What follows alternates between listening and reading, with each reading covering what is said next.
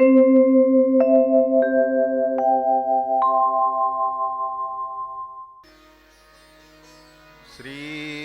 सीतारामचंद्र भगवान की जय। श्री वृंदावन बिहारी लाल की जय। श्री शुकदेव भगवान की जय। श्री वेदव्यास भगवान की जय। श्रीमद्भागवत ज्ञान यज्ञ की जय। जय जय श्री राधे श्याम। हरि ओम।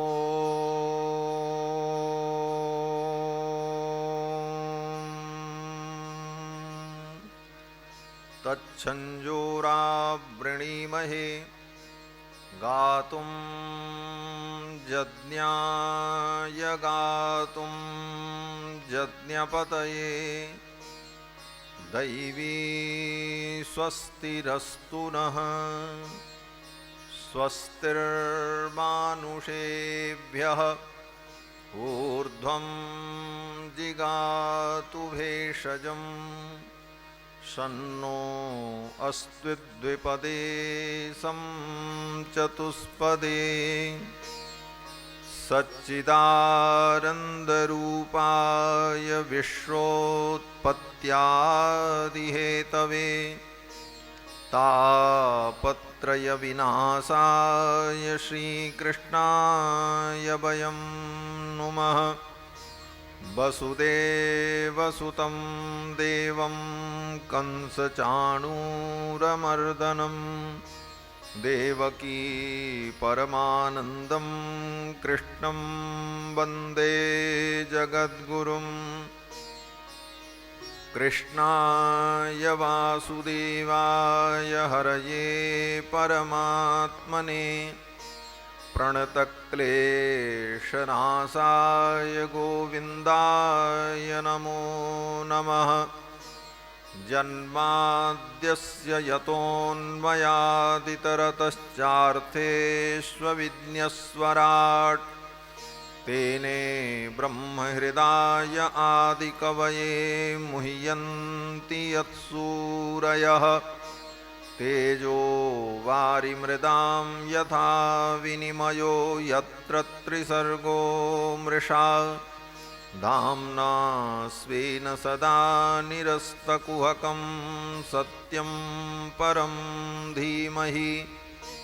निगमकल्पतरोर्गलितं फलं शुकमुखादमृतद्रवसंयुतं पिबत भागवतं रसमालयं मुहुरहो रसिका भुवि भावुकाः। यं प्रव्रजन्तमनुपेतमपेतकृत्यं द्वैपायनो विरहकातर आजुहाव। पुत्रेति तन्मयतया तरवोऽभिनेदुस्तं सर्वभूतहृदयं मुनिमानतोऽस्मि। व्यासं वसिष्ठनप्तारं शक्तेः पौत्रमकल्मषं पराशरात्मजं वन्दे शुकतातं तपोनिधिं। व्यासाय विष्णुरूपाय व्यासरूपाय विष्णवे नमो वै ब्रह्मनिधये वासिष्ठाय नमो नमः। अचतुर्वदनो ब्रह्मा द्विबाहुरपरो हरिः अभाललोचनः शम्भुर्भगवान् बादरायणः। यस्य स्मरणमात्रेण जन्मसंसारबन्धनात् विमुच्यते नमस्तस्मै विष्णवे प्रभविष्णवे। ऋक्यजुस्सामरूपाय वेदाहरणकर्मणे प्रणवोद्गीतवपुषे महास्वशिरसे नमः।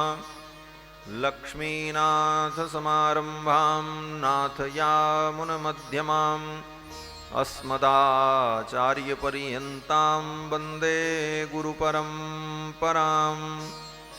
शाण्डिल्याह्वयवंशवारिदविधुं श्रीकोसलेशार्चकं विश्वक्सेनयतीन्द्रदेशिकपदद्वन्द्वारविन्दाश्रितं स्वाचार्ये स्वयतौ जगद्गुरुवरे श्रीरामनारायणे नित्यं सक्तमतिं जगद्गुरुवरं श्रीवासुदेवं भजे। अस्मद्गुरुभ्यो नमः। अस्मत्परमगुरुभ्यो नमः। अस्मत्सर्वगुरुभ्यो नमः। श्रीमते श्रीभाष्यकाराय नमः। श्रीपराङ्कुशपरकालयतिवरबरबरप्रतिवादिभिकरगुरुभ्यो नमः। श्रीजानकीकान्तस्मरणं श्रीराधाकान्तस्मरणं सन्तपूर्वाचार्या सहायाः सन्तपूर्वाचार्या सहायाः। बोलिए श्री सीतारामचंद्र भगवान की जय। श्री कृष्णचंद्र भगवान की जय। श्रीमद्भागवत ज्ञान यज्ञ की जय। श्री शुकदेव भगवान की जय। श्री वेदव्यास भगवान की जय। सत्य सनातन वैदिक धर्म की जय। अनंत कोटि वैष्णव की जय। संत समाज की जय। भक्त समाज की जय। जय जय श्री राधे श्याम। भगवान श्री हरि की मंगलमयी कथा का हम सभी लोग श्रवण लाभ प्राप्त करें, उसके पूर्व भगवान नाम संकीर्तन श्रद्धा भक्ति के साथ मिलजुल कर लें। पश्चात कथा का आनंद ग्रहण करेंगे। मुकुंद माधव मुकुंद माधव गोविंद बोल, केशव माधव हरि हरि बोल। मुकुंद माधव गोविंद बोल, केशव माधव हरि हरि बोल। मुकुंद माधव गोविंद बोल, केशव माधव हरि हरि बोल। मुकुंद माधव गोविंद बोल, केशव माधव हरि हरि बोल। हरि हरि बोल प्यारे हरि हरि बोल। हरि हरि बोल प्यारे हरि हरि बोल। हरि हरि बोल प्यारे हरि हरि बोल। हरि हरि बोल प्यारे हरि हरि बोल। मुकुंद माधव गोविंद बोल, केशव माधव हरि हरि बोल। मुकुंद माधव गोविंद बोल, केशव माधव हरि हरि बोल। हरि हरि बोल प्यारे हरि हरि बोल। हरि हरि बोल प्यारे हरि हरि बोल। हरि हरि बोल प्यारे हरि हरि बोल। हरि हरि बोल प्यारे हरि हरि बोल। हरि हरि बोल प्यारे हरि हरि बोल। हरि हरि बोल प्यारे हरि हरि बोल। हरि हरि बोल प्यारे हरि हरि बोल। हरि हरि बोल प्यारे हरि हरि बोल। मुकुंद माधव गोविंद बोल, केशव माधव हरि हरि बोल। मुकुंद माधव माधव हरि हरि बोल। हरि हरि बोल प्यारे हरि हरि बोल। हरि हरि बोल प्यारे हरि हरि बोल। हरि हरि बोल प्यारे हरि हरि बोल। हरि हरि बोल प्यारे हरि हरि बोल। मुकुंद माधव गोविंद बोल, केशव माधव हरि हरि बोल। मुकुंद माधव गोविंद बोल, केशव माधव हरि हरि बोल। हरि हरि बोल प्यारे हरि हरि बोल। हरि हरि बोल प्यारे हरि हरि बोल। हरि हरि बोल प्यारे हरि हरि बोल। हरि हरि बोल प्यारे हरि हरि बोल। मुकुंद माधव गोविंद बोल, केशव माधव हरि हरि बोल।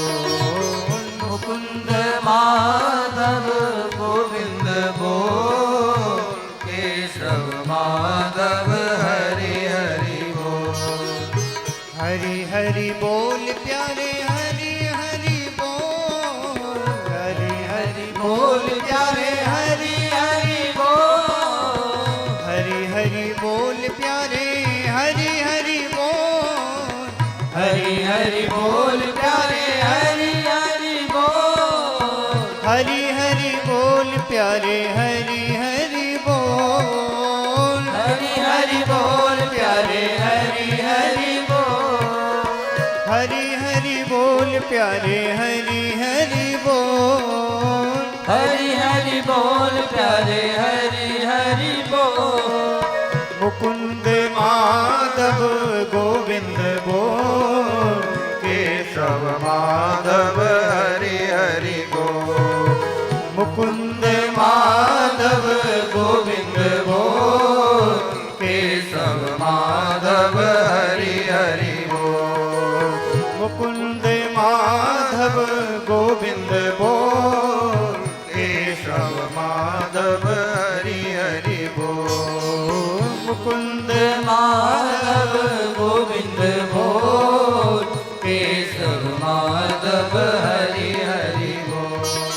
हरि हरि बोल प्यारे हरि हरि बोल। हरि हरि बोल प्यारे हरि हरि बोल।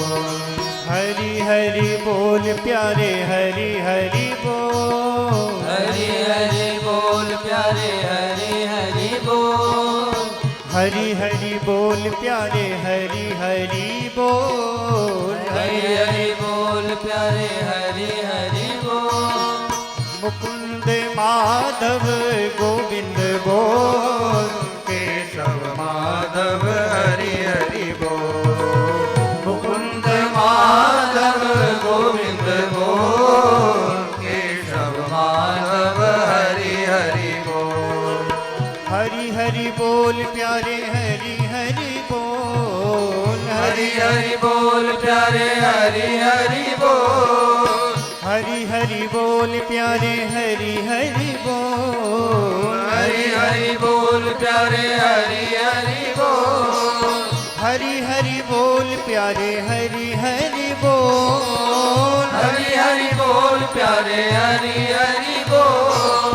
हरि हरि बोल प्यारे हरि हरि बोल। हरि हरि बोल प्यारे हरि हरि बोल। हरि हरि बोल प्यारे हरि हरि बोल। हरि हरि बोल प्यारे हरि हरि बोल। हरि हरि बोल प्यारे हरि हरि बोल। हरि हरि बोल प्यारे हरि हरि बोल। हरि हरि बोल प्यारे हरि हरि बोल। हरि हरि बोल प्यारे हरि हरि बोल। हरि हरि बोल प्यारे हरि हरि बोल। हरि हरि बोल प्यारे हरि हरि बोल। हरि हरि बोल प्यारे हरि हरि बोल। हरि हरि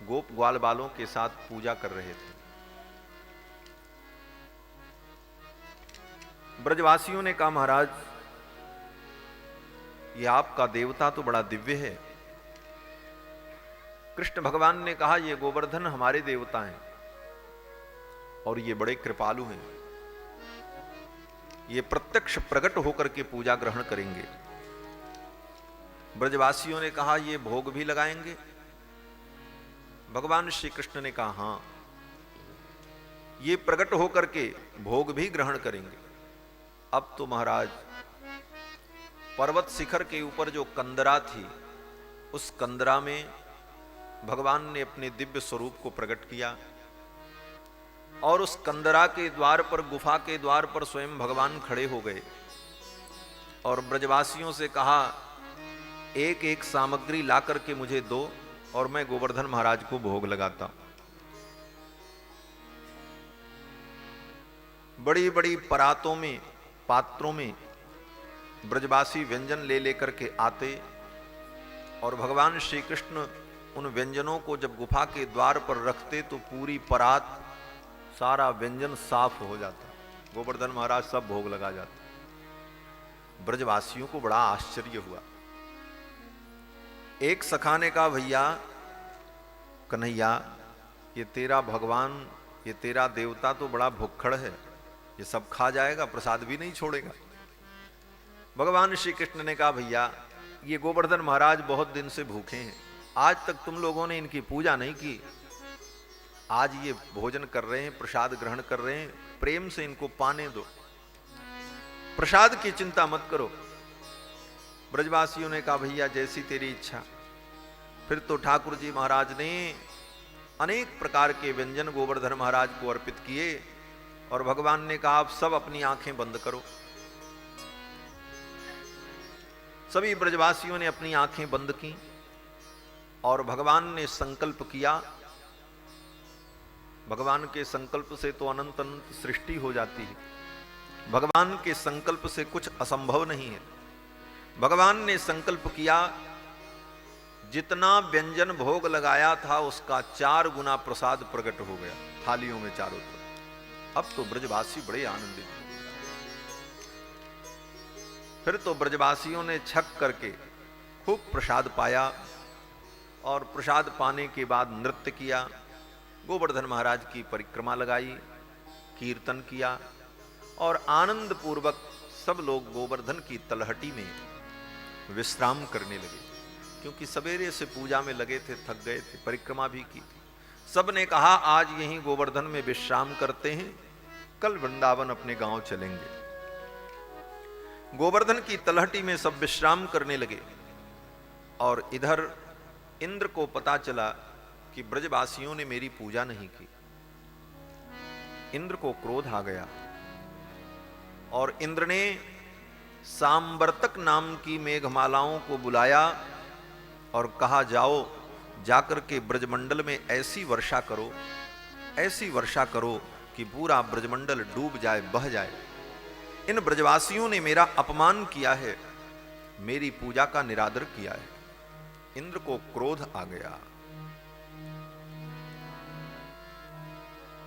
इतने दिनों तक ब्रजवासियों ने इंद्र की पूजा की, उसको इंद्र ने भुला दिया। आज एक बार ब्रजवासियों ने पूजा नहीं की तो इंद्र ने उनके ऊपर क्रोध किया। देवताओं का यही स्वभाव है, क्योंकि देवता बड़े स्वार्थी हैं महाराज। देवता और भगवान में अंतर है। बहुत से लोग कहते महाराज हिंदू धर्म में, सनातन धर्म में इतने भगवान हैं। बोले भगवान तो हमारे यहां भी एक ही है, भगवान दो होते नहीं। बोले तो इतने रूप जो हैं, बोले बाकी सब देवता हैं, सब भगवान के परिकर हैं, भगवान के सेवक हैं, भगवान के अनंत अनंत ब्रह्मांड की सृष्टि को संचालित करने के लिए अलग अलग पद पर ये प्रतिष्ठित हैं, कार्य इनको दिया गया है। और ये भी जीवात्मा हैं, जैसे हम आप जीव हैं, उसी प्रकार ब्रह्मा जी, शंकर जी, गणेश जी, दुर्गा जी, इंद्र, वरुण, चंद्रमा, ये सब देवता जो हैं, ये सब हमारे आपके समान जीवात्मा हैं। पुण्य के प्रभाव से इन्होंने देवत्व पद को प्राप्त किया है। पुण्य करने पर जीव को स्वर्ग की प्राप्ति होती है और स्वर्ग में जाकर के जीव देवता के पद को प्राप्त करता है और देवता के पद पर रह करके अनेक प्रकार के अलौकिक दिव्य भोगों का भोग करता है। और जब उसका पुण्य क्षीण हो जाता है तो फिर उस जीवात्मा को संसार में आकर के पुनः कर्म मार्ग में लगना पड़ता है। भगवान श्री कृष्ण गीता में अर्जुन को उपदेश करते हुए कहते हैं कि स्वर्गैरिष्ट्वा स्वर्गतिम प्रार्थयन्ते। बड़े बड़े याज्ञिक लोग, सकाम कर्मानुष्ठान करने वाले लोग बड़े बड़े यज्ञों को करके उन यज्ञों के पुण्य के प्रभाव से स्वर्ग को प्राप्त करते हैं। यज्ञैरिष्ट्वा स्वर्गतिम प्रार्थयन्ते ते तम गत्वा स्वर्गलोकम विशालम। और फिर उस पुण्य के प्रभाव से स्वर्गलोक को जाते हैं और स्वर्ग में अपने पुण्य के फल को भोगते हैं। क्षीणे पुण्ये मर्त्यलोकम विशन्ति। और जब उनका पुण्य समाप्त हो जाता है तो वो मृत्युलोक में फेंक दिए जाते हैं, आते नहीं हैं। बाकी स्वर्ग के देवता उनको भगा देते हैं, अब तुम्हारा पुण्य खत्म हो गया, अब तुम जाओ यहां से। क्षीणे पुण्य मर्त्यलोकम विशन्ति। और फिर मृत्युलोक में आकर के अपने पूर्व कर्मों के अनुसार संस्कार के बस फिर सकाम कर्म करते हैं और उसी कर्मों के परिणाम स्वरूप फिर तत्त लोकों में जाते हैं। इस प्रकार जीव पाप करता है, पुण्य करता है और फिर उनके फल को भोगता रहता है। तो ये जितने देवता हैं ये भी जीव हैं, पुण्य के प्रभाव से देवत्व को प्राप्त करते हैं। और जीव के अंदर जो दोष है ना, काम क्रोध लोभ मोह, ये देवता बनने के बाद भी नहीं छूटता है। देवता का पद प्राप्त कर लेने के बाद भी काम नहीं छूटता। देवताओं के अंदर भी कामनाएं बनी रहती हैं और देवता भी बड़े कामी होते। क्रोध, बोले देवताओं में भी क्रोध होता है, थोड़ी सी बात पे नाराज हो जाए। ब्रजवासियों ने पूजा नहीं की तो इंद्र को क्रोध आ गया। गोप्यः कृष्णनाथेभ्यो नंदादिभ्यश्चुकोपसः। नंदादि गोपों के ऊपर क्रोध आ गया इंद्र को। तो क्रोध भी है इन देवताओं में। और लोभ, बोले लोभ तो इतना है कि कोई व्यक्ति तपस्या करने लग जाए तो इनको डर लगता है कि कहीं मेरा पद ये न छीन ले। क्यों? बोले ये भी तपस्या करके पद पाए हैं, तो कोई हमारा पद न ले ले, इसलिए उसकी तपस्या को भंग कर देते। जैसे बहुत परिश्रम करके व्यक्ति राजनैतिक स्थिति को मजबूत करके किसी राजनैतिक पद पर पहुंचता है, तो उस पद पर बैठने वाले लोग ये प्रयास करते हैं कि दूसरे लोग यहां तक न आ पाए। और अपने विरोधियों को क्या करते हैं? बोले किसी स्टिंग ऑपरेशन में फंसा दिया, आरोप लगा दिया, मुकदमे लग गए, उसको ऐसे जाल में उलझा दिया कि वो फिर वहां तक न पहुंच पाए। उसी प्रकार देवता लोग देखते हैं कि अगर कोई तपस्या करके, साधना करके, कर्मानुष्ठान करके मेरे पद को प्राप्त कर लेगा तो फिर ये मेरा भोग, ये मेरा पद छूट जाएगा। इसलिए देवता उनके तपस्या में, उनके अनुष्ठान में बाधा उत्पन्न करते हैं। इन सब के पीछे एकमात्र कारण है स्वार्थ। स्वार्थ के कारण ही देवता भी ऐसा करते हैं। और स्वार्थियों में देवताओं को नंबर 1 पर रखा है गोस्वामी तुलसीदास जी ने। स्वार्थी तो सब हैं, बिना स्वार्थ के कोई नहीं, लेकिन देवताओं का स्वार्थ तो सर्वोपरि है। गोस्वामी तुलसीदास जी महाराज कहते हैं, सुर नर मुनि सब रीति, सुर नर मुनि सब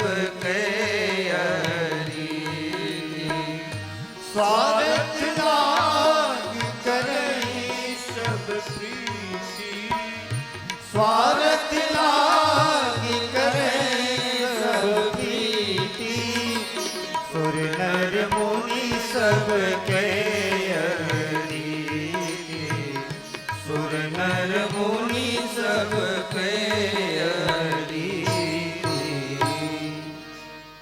स्वार्थ तो सब में है, सुर नर मुनि, लेकिन एक नंबर पर सुर हैं, दूसरे नंबर पर नर, और मुनि महात्मा संत लोग बोले ये भी स्वार्थी हैं, लेकिन ये तीसरे नंबर के स्वार्थी।